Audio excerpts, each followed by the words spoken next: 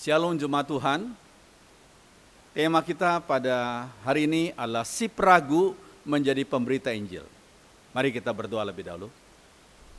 Ya Roh Kudus yang pernah mengilhami penulis Alkitab dalam menulis Alkitab, Roh yang sama mengurapi hamba-Mu, menjelaskan firman Tuhan dengan jelas dengan gamblang, dan setiap kami yang mendengarkannya dan menonton program ini, biarlah setiap kami dikuatkan, diteguhkan, ditegur oleh firman. Berfirmanlah kepada kami lewat lidah hamba-Mu, dalam nama Tuhan Yesus. Amin. Sekalian, mari kita membaca dalam Yohanes 11 ayat 16 dikatakan, lalu Thomas yang disebut Didimus berkata kepada teman-temannya, yaitu murid-murid yang lain, marilah kita pergi juga untuk mati bersama-sama dengan dia.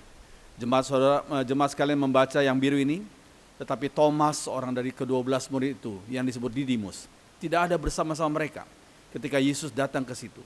Maka kata murid-murid yang lain itu kepadanya, kami telah melihat Tuhan. Tapi Thomas berkata kepada mereka, sebelum aku melihat bekas paku pada tangannya, dan sebelum aku mencucukkan jariku ke dalam bekas paku itu, dan mencucukkan tanganku ke dalam lambungnya, sekali-sekali aku tidak akan percaya.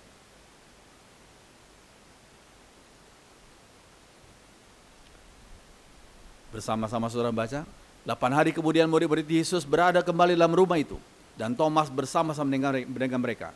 Sementara pintu-pintu terkunci, Yesus datang dan ia berdiri di tengah-tengah mereka dan berkata, damai sejahtera bagi kamu. Kemudian ia berkata kepada Thomas, taruhlah jarimu di sini dan lihatlah tanganku, ulurkanlah tanganmu dan cucukkan ke dalam lambungku, dan jangan engkau tidak percaya lagi, tapi percayalah. Thomas menjawab dia, ya Tuhanku dan Allahku. Kata Yesus kepadanya, karena engkau telah melihat aku, maka engkau percaya. Berbahagialah mereka yang tidak melihat, namun percaya. Jemaat Tuhan, kalau kita melihat arti kata Thomas, nama Thomas itu mempunyai arti si kembar. Dalam bahasa Aramaik, Thomas disebut dengan Taumah. Terus sekalian, nah ada beberapa karakteristik yang kita akan bisa lihat dari diri Thomas. Tapi dalam Yunaninya, kata Thomas itu mempunyai arti Didimus, yang artinya si kembar juga. Terus sekarang ada beberapa karakteristik daripada Thomas. Yang pertama, Thomas adalah seorang yang kritis. Terus sekalian, prinsipnya adalah lihat dahulu baru percaya. Kalau aku tidak melihat, aku tidak bisa percaya.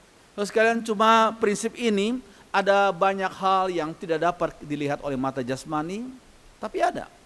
Itu kelemahan daripada prinsip ini. Ada banyak hal. Ambil contoh, kita sekarang sedang diserang oleh wabah penyakit COVID-19. Virus corona itu begitu kecilnya sehingga hanya bisa dilihat oleh mikroskop elektron.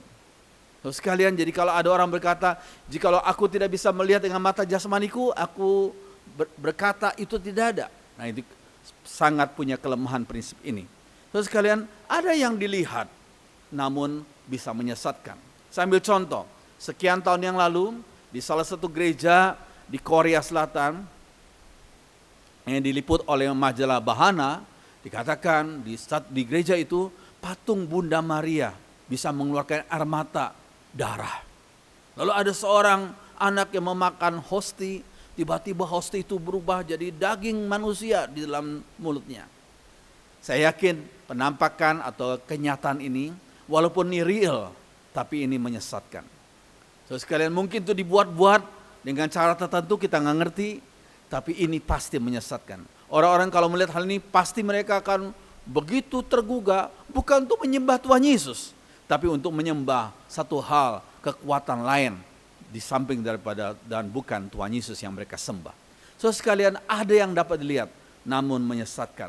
So sekalian, kalau kita melihat dalam Matius 24 dikatakan, sebab Mesias palsu dan nabi-nabi palsu akan muncul, dan mereka akan mengadakan tanda-tanda yang dahsyat dan mujizat, sehingga sekiranya mungkin mereka menyesatkan orang-orang pilihan juga. So sekalian, jadi Mesias palsu, nabi-nabi palsu itu melakukan dan bisa melakukan mujizat-mujizat. Sehingga kalau orang berpedoman pada mujizat, hal-hal yang sensasional, maka mereka mudah disesatkan. So sekalian, kalau kita membaca bagian firman Tuhan, apa sih tanda untuk kita bedakan antara nabi benar dengan nabi palsu? Satu hal yang penting, yaitu ramalan yang mereka sampaikan terjadi atau tidak. Kalau itu nabi yang benar yang diutus oleh Tuhan, segala ramalan yang mereka katakan semuanya terjadi. Tetapi nabi yang tidak diutus Tuhan, nabi palsu, tidak terjadi. Terus kan dari mana saya bisa mengambil alasan itu? Ulangan 18 ayat 22. Yuk kita baca sama-sama. Kalau seorang nabi berbicara atas nama Tuhan, tapi apa yang dikatakannya itu tidak terjadi, maka ramalan itu bukan dari Tuhan. Nabi itu berbicara atas namanya sendiri. Dan kamu tidak usah takut kepadanya. Jadi ada 100 nubuat yang diucapkan seseorang. 98 digenapi, yang 2 tidak. Kita langsung berkata ini bukan nabi dari Tuhan. Sebab kalau nabi dari Tuhan semuanya 100% akan digenapi. So sekalian ini suatu bukti dari seseorang itu diutus oleh Tuhan atau tidak. So sekalian iman yang benar tidak berdasarkan penglihatan mata jasmani. Ini penting sekali. Penglihatan mata kita sangat terbatas. Iman yang benar tidak berdasarkan penglihatan mata jasmani. Iman yang benar tidak berdasarkan pengalaman pribadi seseorang. Sebab pengalaman pribadi itu subjektif dan relatif. Bagi si A pengalamannya A, bagi si B pengalamannya lain lagi. Terus sekalian, jadi penting sekali iman yang benar tidak berdasarkan pengalaman pribadi seseorang. Sekalian, iman yang benar juga tidak berdasarkan firman yang ditafsirkan secara keliru. Kita taunya homiletik, cara berkhotbah. Tapi yang lebih penting daripada homiletik adalah hermeneutik, ilmu tafsir Alkitab. Seorang kalau mau benar menafsirkan Alkitab secara benar, dia harus tahu akan latar belakang kitab itu, latar belakang budaya waktu itu, dan berbagai macam hal yang perlu kita ketahui untuk kita bisa menafsir satu bagian firman. Itu bentuk literatur apa kitab itu, dan segala macam. So sekalian, jadi firman itu harus dipelajari, ditafsirkan secara benar.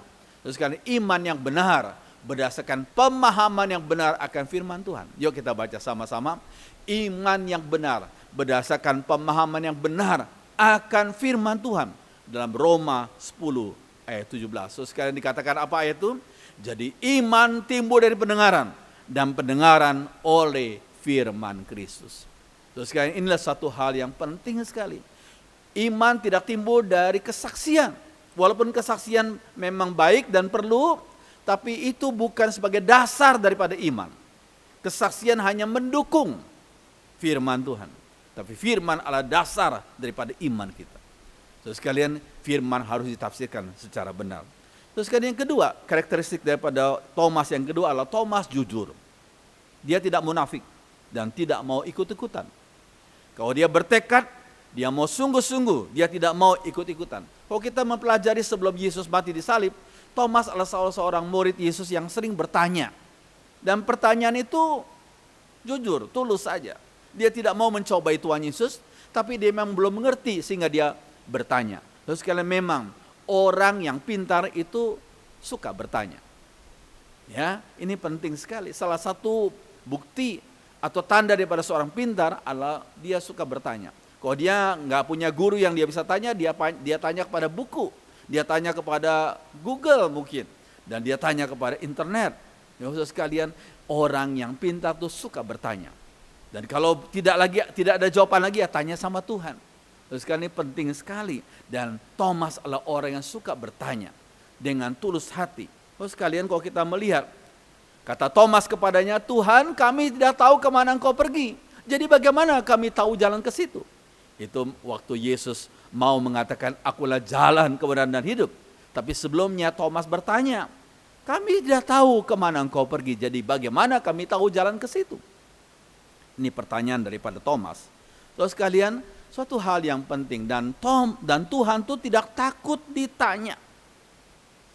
Dia tidak takut ditanya. Dan Tuhan dalam mendidik murid-muridnya, dia tidak memakai sistem indoktrinasi. Yang penting kamu terima saja. Tidak. Dia mendidik murid-muridnya dengan tanya jawab, dengan contoh-contoh yang jelas. Terus sekalian, dan memang Yesus ingin agar murid-muridnya sungguh mengerti dan bukan percaya karena indoktrinasi. So sekalian, Tuhan itu yang benar itu tidak takut untuk diuji. Bahkan Tuhan yang benar menantang untuk diuji. Sudah mungkin mau tahu di mana ayatnya? Dalam Maliaki 3 ayat 10.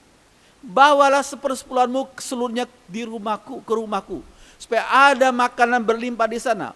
Dan dikatakan apa? Ujilah aku. Dalam bahasa Inggris dikatakan, I challenge you to put me to the test. Saya menantang engkau untuk menguji aku. Maka kamu akan melihat bahwa aku membuka pintu-pintu surga dan melimpahi kamu dengan segala yang baik. Saudara sekalian, Tuhan itu bahkan menantang untuk diuji dalam hal 1/10. Jikalau kita mengembalikan 1/10 yang memang milik Tuhan, maka ujilah Tuhan, katanya. Aku akan membukakan bagimu pintu-pintu surga dan melimpahi kamu dengan segala kebaikan. Oh, luar biasa. Amin, saudara sekalian. Lalu Tuhan juga menantang diuji dalam hal apa? 1 Yohanes 4 ayat 1. Yuk kita baca sama-sama. Saudara yang tercinta, janganlah percaya kepada semua orang yang mengaku mempunyai roh Allah. Tapi ujilah dahulu mereka untuk mengetahui apakah roh yang ada pada mereka itu berasal dari Allah atau tidak. Sebab banyak nabi palsu sudah berkeliaran kemana-mana.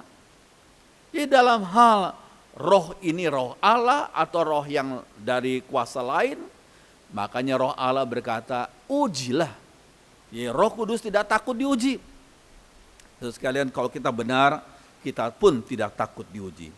Terus sekalian, saya membandingkan emas yang murni tidak takut untuk diuji.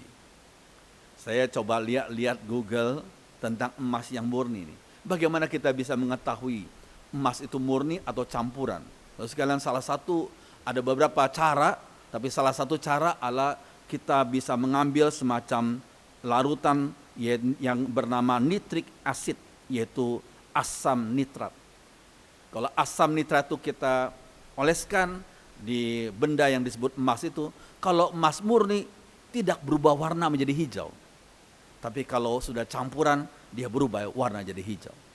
Kita campur dengan larutan asam nitrat itu. Ada juga orang yang menguji dengan cara membakar dengan api. Ya, terus sekalian, kalau emas itu campuran dengan logam lain, maka akan jadi gosong hitam warnanya, seperti saudara lihat di gambar itu.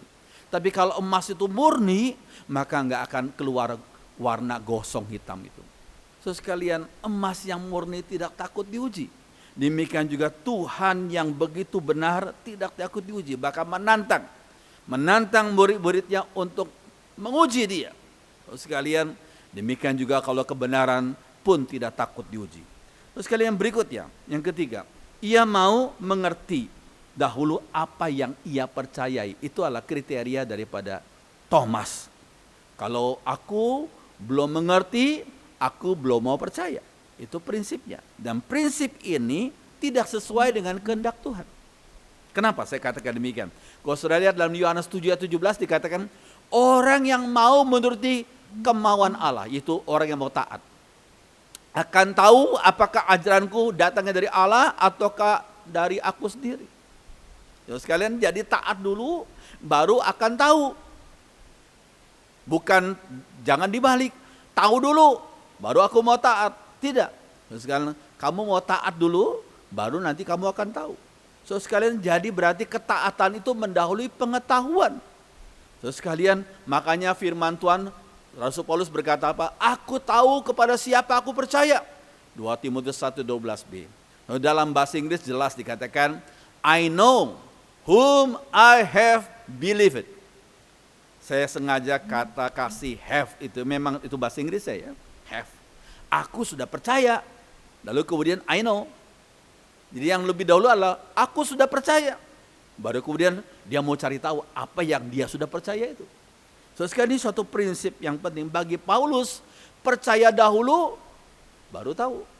Ayo kita sama-sama baca. Percaya dahulu baru tahu. So sekarang itu prinsip yang penting. Dan prinsip Paulus ini diikuti oleh seorang bapak gereja yang terkenal yang bernama Agustinus. Seorang yang pintar sekali dari daerah Afrika sana. Yang hidup tahun 354 sampai 430 Masehi. Dia Agustinus menyebut dalam bahasa aslinya, bahasa Latinnya itu fides querens intellectum. Faith seeking understanding. Iman mencari pengertian. Iman mencari intelligence. Jadi berarti iman dahulu baru pengertian datang menyusul. So sekalian kemudian prinsip daripada Agustinus ini diikuti oleh Anselm of Canterbury yang hidup tahun 1033 sampai 1109 Masehi. So sekalian, dan itu prinsip yang penting. Jadi so sekalian, Thomas itu keliru pada awalnya.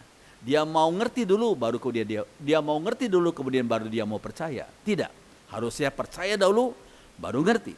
So sekalian, ini prinsip, ini kriteria yang ketiga. Kriteria keempat daripada Thomas adalah kekecewaan Thomas. Dia kecewa, ya, walaupun kekecewaannya normal secara manusia. Dia kecewa mengikuti Yesus. Terus sekarang kenapa dia kecewa? Kalau kita baca dalam Markus 10:28, dia sudah tinggalkan semuanya untuk iringi Yesus. Dan itu diwakili oleh Petrus. Petrus satu kali berkata kepada Yesus, kami ini, jadi kalau kami berkata bukan hanya Petrus tapi dengan teman-teman yang lain termasuk dengan Thomas juga. Kami ini telah meninggalkan segala sesuatu dan mengikut engkau. Kami ini telah meninggalkan segala sesuatu dan mengikut engkau. So sekalian, jadi Thomas sudah meninggalkan semuanya. Dan dia begitu kecewa karena Yesus yang dia ikuti mati. Ya, so sekalian dia kecewa sekali. So sekalian, kemudian dia mulai bertanya, aku sia-siakah iringi Yesus? Apakah Yesus itu sekedar pembual dan pendusta saja? So sekalian, kadang-kadang kita juga bersikap seperti Thomas itu. Dalam keadaan duka, dalam keadaan banyak pergumulan, dalam keadaan banyak bencana, kita bertanya, sia-siakah aku ikut Yesus? Aku sudah tinggalkan semua, bahkan keluargaku mungkin. Aku sudah korbankan warisanku mungkin. Sia-siakah aku mengikuti Yesus? Jangan-jangan dia pembual atau pendusta. Terus sekalian, jawabannya adalah Tuhan tidak pernah berhutang kepada siapapun. Kepada orang yang mau taat pada panggilannya. Mari kita baca yang hijau ini, 1, 2, 3. Tuhan tidak pernah berhutang kepada siapapun yang mau taat pada panggilannya. Terus sekalian, saya ambil contoh, kalau saya kutip kesaksian orang lain mungkin ada yang tidak senang hati. Tapi kalau saya singgung tentang kesaksian pribadi, ini juga bukan untuk menyombongkan diri, tapi hanya menceritakan bahwa Tuhan itu luar biasa. Tuhan gak pernah berhutang. Waktu tahun 94 kami sampai di sini di Semarang, ya, untuk melakukan tugas pelayanan di Semarang dari Filipina, walaupun tugas kami belum selesai, yaitu tugas akhir, ya, untuk menyelesaikan bab akhir daripada disertasi. Terus sekalian, waktu itu saya masih ingat, kami sampai di Semarang, kami hanya berbekal uang yang sangat sedikit, tidak sampai 1 juta, punya anak 1, ya. Ada rumah tapi rumah dipinjamin, ada mobil bisa pakai mobil tapi mobil dipinjamin, TV pun dipinjamin. Ya sekalian, itu tahun 94. Oh, kami bersyukur pada Tuhan. 94 berarti 26 tahun yang lalu. Tuhan sudah tolong kami. Waktu itu anak baru 1, kemudian anak kami 2. Tapi puji Tuhan sekalian, akhirnya dengan pertolongan Tuhan, Tuhan tuh nggak pernah berhutang. Ya, kau sudah lihat, ini anak kami pertama wisuda S1. Kemudian anak yang kami yang kedua, sekalian, sebelum wisuda dia diberikan beasiswa untuk 1 semester, beasiswa di Jerman, dia keliling Eropa. Itu karena beasiswa, itu anugerah Tuhan. Kemudian berikutnya anak kami yang pertama ini menikah, diberkati di Jakarta, ya, di daerah Serpong, kemudian dirayakan di sini di Semarang. Kemudian berikutnya anak kami kedua di wisuda di Bandung. Oh, kami melihat anugerah Tuhan yang luar biasa. Ya, Tuhan tuh nggak pernah berhutang. Bagaimana mereka sekalian sebelum mereka wisuda, mereka sudah dapat pekerjaan. Mereka nggak nganggur sekalian. Tuhan sudah tolong kami yang tadinya rumah itu dipinjamin. Sekarang puji Tuhan bisa punya rumah, bisa punya mobil. Itu semua anugerah Tuhan. Dan kami yang paling senang adalah sekarang kami sudah punya cucu, dan cucu kami bertumbuh dengan baik. Dan kedua anak kami dan menantu setia melayani Tuhan, mengiring Tuhan. Sekalian, semuanya cinta Tuhan, kami bersyukur. Tidak ada sukacita yang bisa mengalahkan sukacita orang tua melihat anak-anaknya, keturunannya baik-baik. So sekalian, Tuhan itu nggak pernah berhutang kepada siapapun yang mau taat kepada panggilan Tuhan. Terus sekarang didiklah anak dengan baik-baik. Ajar mereka takut akan Tuhan, hormat kepada orang tua akan otomatis akan muncul kalau mereka takut akan Tuhan. Ajar mereka mempunyai sikap yang baik dalam mereka bermasyarakat, bergaul, dan saudara akan menikmati hasilnya pada waktu saudara sudah mencapai usia yang sudah mulai tua, umur 50 lebih. So sekalian, kalau kita membaca dalam Markus 10 ayat 29 sampai 30, jawab Yesus, "Aku berkata kepadamu, kan sesungguhnya setiap orang yang karena aku dan karena Injil meninggalkan rumahnya, saudaranya laki-laki atau saudaranya perempuan, ibunya atau bapaknya, anak-anaknya atau ladangnya." Sama-sama kita baca. Orang itu sekarang pada masa ini juga akan menerima kembali 100 kali lipat. Rumah, saudara laki-laki, saudara perempuan, ibu, anak dan ladang. Sekalipun disertai berbagai macam penganiayaan. Dan pada zaman yang akan datang, ia akan menerima hidup yang kekal. Oh, puji Tuhan. Puji Tuhan sekalian. Apa ruginya iring Yesus? Apa ruginya taat kepada kehendaknya? Nggak ada rugi. Firman Tuhan berkata pada masa ini juga Tuhan akan mengaruniakan berkat 100 kali lipat. Dan kita jangan membatasi berkat hanya sebatas gaji kita. Berkat itu luas sekali. Kesehatan, kesempatan melayani. Saudara sekalian, kita punya saudara seiman. Kami di sini di Semarang nggak punya saudara kandung, tapi kami punya banyak saudara seiman. Itu semua berkat Tuhan. Terus sekalian, orang yang mendoakan, orang yang memperhatikan, semua itu berkat Tuhan. Jadi jangan hanya membatasi berkat sebatas berkat materi. Oh, kita bersyukur Pak Tuhan. Dan sekarang ini Tuhan memberikan kita 100 kali lipat seperti firman Tuhan katakan, dan dikatakan pada zaman yang akan datang ia akan menerima hidup yang kekal ini. So sekarang ini suatu hal yang penting, so sekarang. Jadi nggak ada rugi untuk taat kepada panggilan Tuhan. Nggak ada rugi. Kita bahkan untung, dan Tuhan nggak pernah berhutang kepada orang-orang yang taat pada kehendaknya. Oh, puji Tuhan. So sekalian, yang berikutnya yang kelima. Kekeliruan Thomas yang lainnya adalah dia putus asa dan dia tidak mau bersekutu. So sekalian, kalau kita mengalami putus asa, jangan lupa persekutuan. Tapi Thomas tidak mau. Puji Tuhan, akhirnya dia mau juga. Tapi dia butung, dia tidak mau bersekutu. Dia percuma lah, so sekalian. Itulah kata Thomas. Padahal firman Tuhan berkata, hendaklah kita tetap berkumpul bersama-sama dan janganlah lalai seperti orang lain. Kita justru harus lebih setia saling menguatkan. Sebab kita tahu bahwa tidak lama lagi Tuhan akan datang. Ibrani 10:25. Jadi jangan kita undur dari persekutuan. Apalagi kita sedang mengalami pergumulan. Justru harus lebih setia, saling menguatkan. Saya ambil contoh misalnya api unggun nih. Api unggun yang nyala apinya besar. Lalu salah satu batang atau kayu itu kita ambil dari timbunan itu. Pertama masih besar apinya. Lama-kelamaan karena dipisahkan, dia akan kecil-kecil akhirnya mati. Tapi kalau kita jadikan satu lagi, besar lagi itu apinya. Demikian juga dengan persekutuan dengan sesama. Kita saling menguatkan, saling mendoakan, saling mendukung, saling memperhatikan, dan saling kita mengasihi. Terus sekalian, firman Tuhan berkata apa? Saat lemah dan putus asa, kita harus semakin butuh persekutuan dengan Tuhan. Sebab firman Tuhan berkata apa? Jikalau carang-carang itu lepas dari pokoknya, dia akan mati. Carang anggur harus menempel pada pokoknya untuk bisa menghasilkan buah. Terus sekalian, biarlah kita semakin rajin bersekutu dengan Tuhan. Menghadapi tantangan pergumulan yang sekarang sedang terjadi, jangan tinggalkan persekutuan dengan Tuhan dan jangan tinggalkan persekutuan dengan sesama umat beriman. Sekarang ini firman Tuhan yang penting. Yang berikutnya saudara sekalian, kesetiaan Tuhan itu ternyata melampaui kelemahan Thomas. Inilah luar biasanya Tuhan. Tuhan itu tidak pernah tidak setia. Kita yang seringkali tidak setia, tapi Tuhan kita selalu setia. Sekalian, dikatakan apa? Tuhan itu mendatangi Thomas. Ya, Tuhan itu mendatangi Thomas. Ketika Thomas disapa oleh Tuhan, Tuhan Yesus berkata, lihatlah tanganku, taruhlah jarimu di sini. ulurkanlah tanganmu dan taruhlah di lambungku.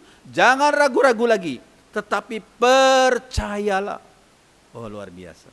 Tuhan tuh mencari orang-orang yang sedang bergumul. Dia siap menolong dan memberikan kekuatannya bagi mereka yang sedang lemah ini. Saudara sekalian, ini suatu hal yang penting. Saudara sekalian, Tuhan, Thomas yang sudah putus asa itu, saudara sekalian, diberikan kekuatan, diberikan pengharapan baru oleh Tuhan. Dalam gambar ini ada satu perkataan yang bagus, strength in struggle, kekuatan dalam pergumulan. Oh, saudara sekalian, kalau kita perhatikan ada ayat yang bagus sekali. Yuk kita baca sama-sama. Bulu yang terkulai tak akan dipatahkannya. Pelita yang kelap-kelip tidak akan dipadamkannya. Dengan setia ia akan menyatakan kebenaran. Kadang-kadang iman kita, kehidupan kita seperti bulu yang terkulai ini. Terus kalian mungkin sudah lihat yang mana bulu? Nah itu, gambar itu. Bulu itu terkulai. Tapi firman Tuhan berkata, bulu yang terkulai tidak akan dipatahkannya. Kalau sudah lihat gambar yang berikutnya, saudara sekalian, sumbu atau pelita yang kelap-kelip, yang sudah berasap itu, tidak akan dipadamkan. Kalau kita sedang bergumul, kita nggak tahu jalan keluar, seperti putus asa, kita bagaikan bulu yang terkulai. Kita bagaikan pelita yang cuma kelap-kelip atau tinggal asap. Ingat saudara sekalian, Tuhan pun tidak akan mematahkan dan memadamkannya. Tuhan akan menolong, memberikan kita kekuatan, semangat yang baru. Dan memberikan kita satu pengharapan yang baru dan jalan keluar. Oh, puji Tuhan saudara sekalian. Nah, berikutnya saudara sekalian, dikatakan yang berikutnya Thomas setelah dia bertemu dengan Yesus, Thomas memanggil Yesus, "Ya Tuhanku dan Allahku." Yuk kita baca yang merah ini. "Ya Tuhanku dan Allahku." Saudara sekalian, ucapan dari Thomas ini saya sebut dengan klimaks dari seluruh kitab Injil. Klimaks dari seluruh kitab Injil. Saudara sekalian, Yesus tidak menolak disebut sebagai Tuhan dan Allah. Kenapa dia tidak menolak? Karena memang dia memang Tuhan dan Allah. Saudara sekalian, dia tidak menolak ini. Saudara sekalian, ini suatu hal yang penting. Karena memang dia adalah Tuhan dan Allah. Saudara sekalian, ini merupakan klimaks dari seluruh kitab Injil. Diucapkan oleh seorang yang tadinya ragu-ragu, yang tadinya sudah mutung, mengucapkan kalimat yang luar biasa menjadi klimaks. Ya Tuhanku dan Allahku. Saudara sekalian, ini suatu hal yang penting. Saudara sekalian, saya senang kalau ada waktu sambil saya jalan pagi itu, saya senang untuk mendengarkan seorang hamba Tuhan yang baik, ya. Makanya namanya disebut Christian Prince. Oleh sebagian orang disebut sebagai sang pemurtad Muslim Indonesia. Ya, bagi kita umat Tuhan, kita bersyukur banyak orang yang percaya Yesus yang menyelamatkan. Tapi bagi mereka yang mungkin belum mengerti, mereka sebut dengan orang-orang murtad itu. Terus kan, ya kita doakan saja mereka. Tapi saya senang dengan Pak Christian Prince ini. Dia berani sekali membuka kesempatan bagi siapa saja yang mau telepon dia. Dan langsung on air. Langsung on air. Didengar oleh banyak orang di dunia ini, ya. Kemudian ditonton lewat YouTube, lewat Skype sekalian, dan dia memang jago dan menguasai sekali bidangnya. Dia buka berbagai macam sources yang dilihat di layar itu sekalian. Oh, ada sebagian orang yang waktu pertama telepon dia marah-marah, berkata, "Kamu Kristen, kenapa kamu menghujat?" Ya. Tapi akhirnya setelah mereka marah-marah, akhirnya mereka berkata, "Iya." Akhirnya sebagian mereka percaya Yesus sebagai selamat. Oh, puji Tuhan. Kita doakan untuk hamba Tuhan ini. Dia memang sungguh-sungguh mengerti. Dia percaya dahulu, kemudian dia mengerti sungguh-sungguh apa yang dia sudah percaya itu. Terus sekalian, kemudian yang berikutnya, Thomas dari peragu menjadi seorang penjawab keraguan orang lain. Itulah sikap Thomas yang berikutnya. Dari peragu menjadi orang yang menjawab keraguan orang lain. Saya senang dengan gambar ini, gambar seorang pemuda yang ganteng. Pemuda ini bertobat waktu usia 17 tahun. Tapi sebelumnya dia hampir saja tinggalkan kekristenan. Karena dipengaruhi oleh ateisme dan berbagai macam ajaran-ajaran yang tidak sesuai. Tapi waktu umur 17, ketika dia mendengar khotbah Andrew G, Dia percaya Yesus sebagai selamat dan dia berkata, Tuhan, jawablah semua pertanyaanku. Kalau engkau menjawab pertanyaanku, aku bertekad untuk pergi ke seluruh dunia, menjawab pertanyaan-pertanyaan orang-orang muda. Dan itu terjadi. Siapakah itu? Dialah Stephen Tong. Sekarang usianya sudah 80 tahun. Dan banyak orang, jutaan orang di dunia yang diberkati lewat pelayanan beliau. Sekalian, itu seperti Thomas, dari peragu menjadi penjawab keraguan orang lain. Terus sekalian, Thomas ini indahnya adalah menurut Eusebius, seorang bapak gereja, mantan seorang bishop dari daerah yang bernama Kaisaria, sekalian, seorang yang terkenal dari abad keempat Masehi. Eusebius berkata Thomas itu pergi ke Partia untuk mengabarkan Injil dan mungkin ke India juga. Sudah mungkin tanya Partia di mana? Nah, sekarang Partia di sini. Ini Partia, ya. Kemudian dia ke India. Terus itu menurut kesaksian daripada Eusebius yang hidup pada abad keempat Masehi. Terus sekalian, apa yang dilakukan di sana? Terus sekalian, menurut tradisi, sekalian, gereja Syria didirikan oleh Rasul Thomas tahun 52 Masehi. Ini gedung gerejanya masih ada, ya, sekalian, pasti sudah ada perbaikan sana sini, tetapi ada bagian-bagian yang monumental, sekalian. Sekalian, lalu lokasinya di Palayur Kerala di pantai barat India. Ini merupakan gambarnya di mana dia pergi ke daerah namanya daerah itu namanya situ disebut sebagai daerah Malabar. Dia pergi ke daerah Malabar, pantai barat India. Dia mengabak Injil, dia mendirikan gereja di sana. Itu menurut tradisi, sekalian. Nah, yang berikutnya, sekalian, dan sampai di dekat kota Chennai, India, ada bukit kecil, Saint Thomas Mount namanya, yang dipercaya Thomas dibunuh sekitar tahun 72 Masehi karena ditombak di sana, sekalian. Nah, ini sebagai salah satu buktinya. Nah, kalau sudah lihat gambar ini ya, daripada gedung gereja ini, di situ ada satu tulisan yang namanya My Lord and My God. Ini ucapan Thomas ketika bertemu dengan Yesus, yang merupakan klimaks kitab Injil. Thomas menyebut My Lord and My God, Tuhanku dan Allahku. So sekalian, indah sekali. Dari tempat meninggalnya Rasul Thomas itu sekarang masih ada di India. So sekalian, kita bersyukur pada Tuhan untuk contoh yang indah daripada Rasul Thomas. Ya, cuma ada kelemahan yang tadi kita sudah pelajari. Pertama, dia mau tahu dulu baru percaya. Mau lihat dulu baru percaya. Tapi seharusnya tidak demikian. Seperti lagu ini mengatakan, kita percaya dahulu walaupun kita belum melihat. Mari jemaat Tuhan, kita berdiri bersama, nyanyikan lagu ini bersama-sama dengan saya. Meskipun tak kulihat tangan yang terpaku. Mari kita berdiri, kita nyanyikan lagu ini bersama-sama. Meskipun tak kulihat tangan yang terpaku, meskipun tak kulihat kaki yang terpaku, meskipun tak kulihat kuburnya yang kosong, namun ku percaya Yesus juru selamatku.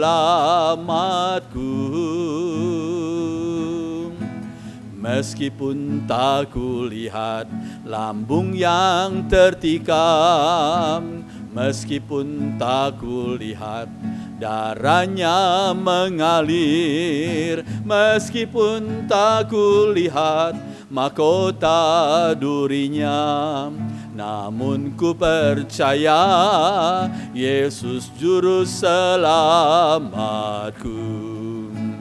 Ku yakin Dia menghapus dosaku, ku yakin Dia berkuasa, ku jadi miliknya, Dia hidup dalamku. Yesus juru selamatku. Ku yakin Dia menghapus dosaku, Ku yakin Dia berkuasa, ku jadi miliknya, Dia hidup dalamku. Yesus juru selamatku, Yesus juru selamatku, Yesus juru selamatku.